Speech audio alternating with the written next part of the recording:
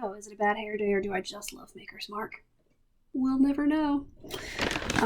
So last time I tasted a wine that I called as a 2017 Pinot Noir from the Willamette Valley. It is a Pinot Noir. It's 2016 and it is from Carneros, which is in Napa. So this is Bouchain, which is probably one of my favorites because I love their Pinot Meunier. But this Pinot Noir is pretty tasty and I'm okay with that Willamette Valley Carneros call. They're both America, West Coast, and cooler. Carneros is probably the coolest and the only region really, Napa, that does Pinot that could be confused with Willamette. So this is pretty well done and pretty tasty.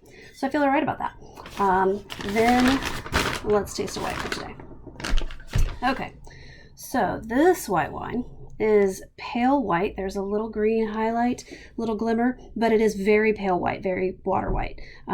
No sediment or gas, no staining. It is medium minus viscosity, day bright, and pretty sheeting action. Not a lot of tearing on this one. So I'm going to guess, this probably has some lower alcohol.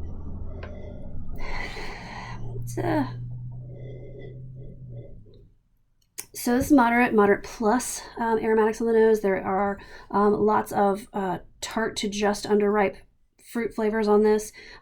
Citrus, stone fruits, tropical, lemon peel, lemons like squished, fresh, juicy lemon. There's some apricot, some just underripe apricot, little melon, white flowers, lots of stony minerality to this. Smells like rocks, wet rocks. No oak on the nose, no oak on the color. There is a little kind of chemically, petrolly, rubbery burn to it, but mostly it is underripe to tart, citrusy, pretty fruits, and minerality. There's a little crispy green, like flower petal, white flower petal, crispy green herby. Wine smells delicious. Moving to the palate.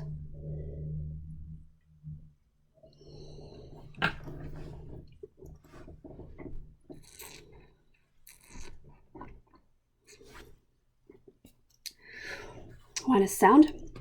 Wine is dry. The fruit is high acid. The citrus is more tart. The stone fruit is more ripe. It is very juicy and fleshy on the palate. Combination of that high acid making my mouth water, but also the flavors. It's more fleshy stone fruit and more high acid, like lemon lime even. So that's pretty tasty.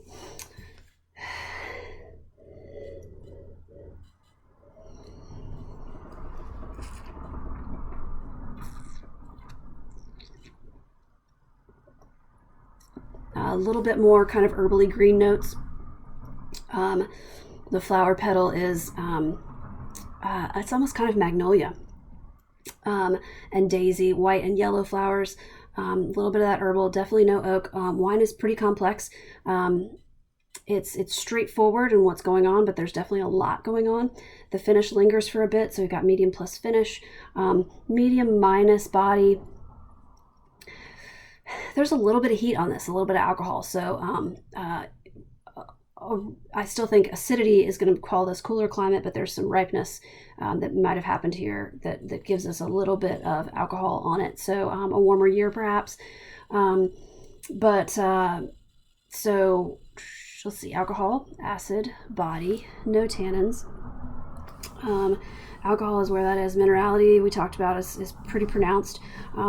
So I think what's happening here is an old world wine. It is youthful, pretty fresh, straightforward fruit aromatics and flavors. So 1 to 3 years. This is either a Riesling from Germany or a very dry Alsatian Riesling. I think that's a possibility. There could be some greenery here. There's a little bit of that greenness and some minerality to it that could talk about a riper Gruner style, maybe a Schmaragd or something like that from the Kemptal region. So France, Germany, talked about regions, talked about age, high quality producer. So final conclusion, I do believe that this is the things I talked about. I think this is a Riesling. I think it's from Germany. I think that it is Mosel Riesling, Germany, 2018.